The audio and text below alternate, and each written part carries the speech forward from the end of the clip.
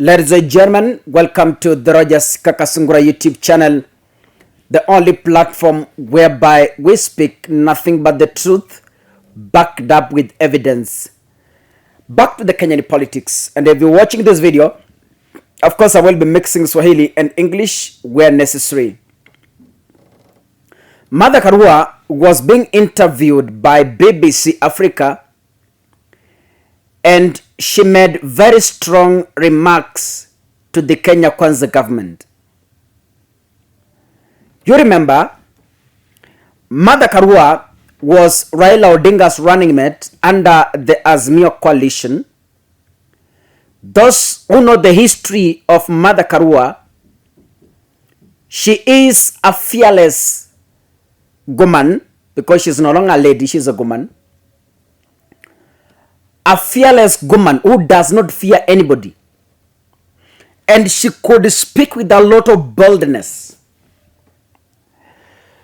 When the court gave its verdict on William Ruto's presidency, Mother Karua was on record and she said that it's not yet over until it's over.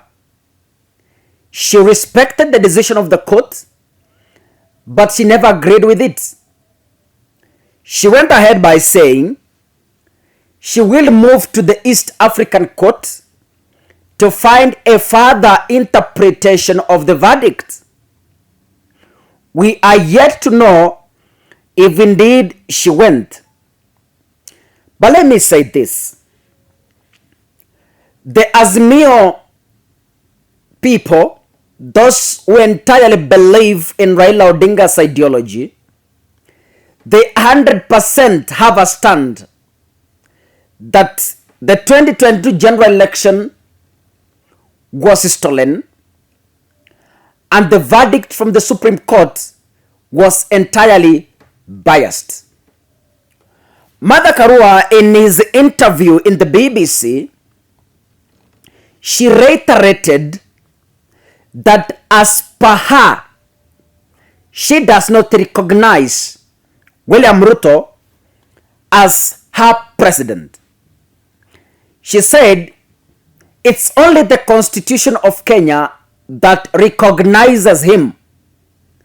But as of Mother Karua, she does not at all recognize William Ruto as the president. In the videos I have done, my analysis I have done, I have seen other Kenyans posting the same sentiments. That yes, still we recognize Raila Odinga as our president. That is the democratic right. You remember in 2017, Raila Odinga swore himself in as the people's president.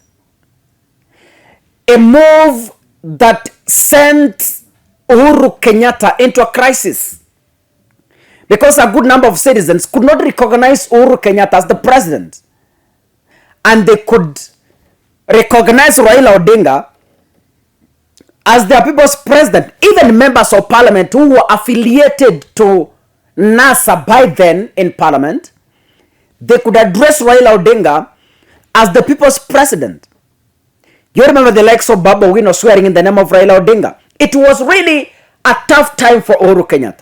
A move that forced him to go and seek a handshake with Raila Odinga.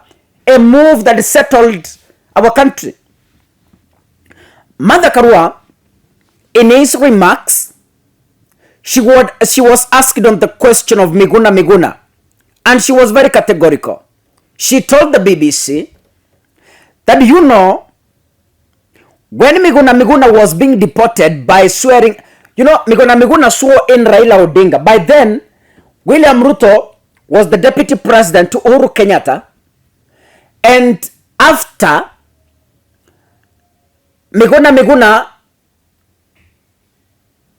administered the oath, he was deported by Fred Matiang'i, and Fred Matiang'i was working for Uhuru Kenyatta and William Ruto government. By then, I remember very well, William Ruto were closely working with Uhuru Kenyatta. So Mother Karua says that if there is a person in this country who owes Miguna an apology, it is William Ruto himself. Why? Because he was there, a happy deputy president, when Miguna was sent into exile.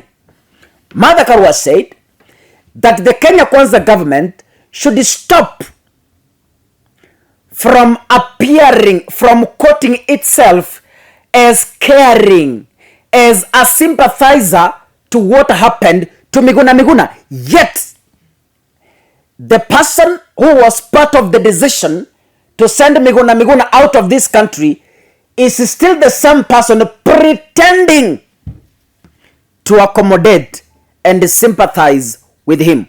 So Mother Karua said, if there is a person who should strongly apologize in public to Miguna is no other than the fifth president, William Samoei Ruto. Ladies and gentlemen, Mother Karua's sentiments were just spoken and we heard. As we speak, how many Kenyans recognize William Ruto as their duly elected president of the Republic of Kenya? I have severally said and I will repeat, Kenya is a divided country right now. There are those who believe that Ruto is the president.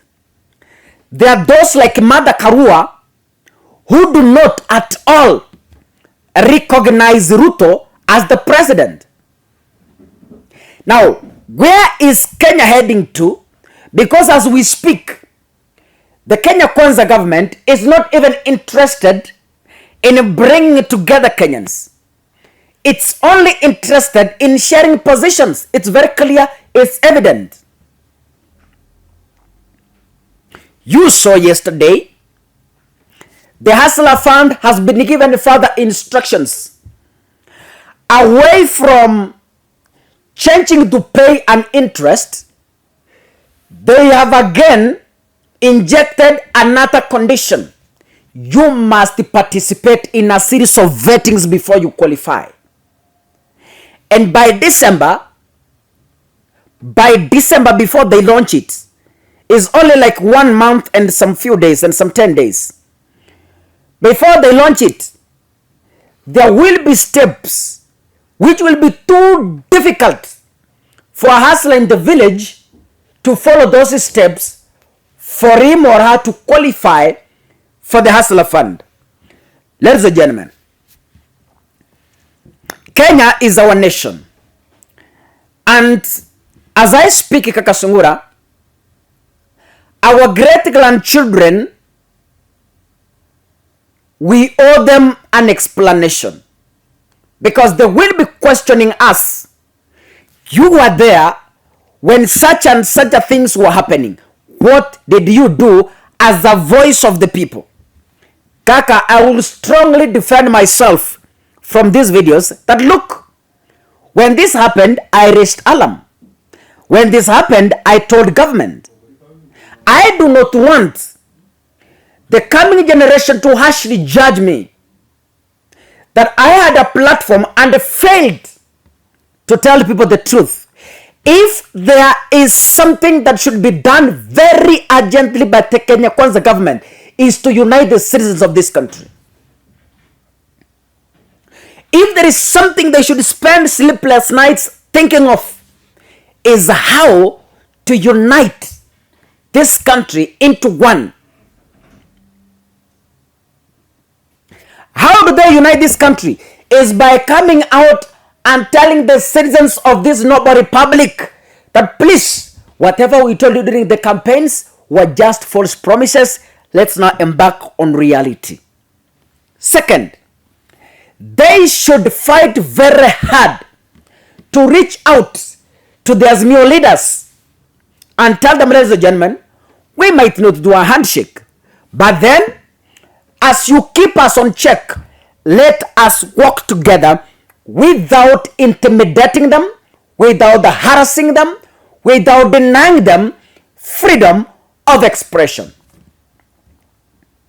This country needs us more than we need it. Why?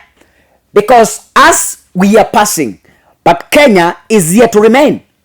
Kakasungura, I will get old, I will die, I will leave this country, I will be a fossil.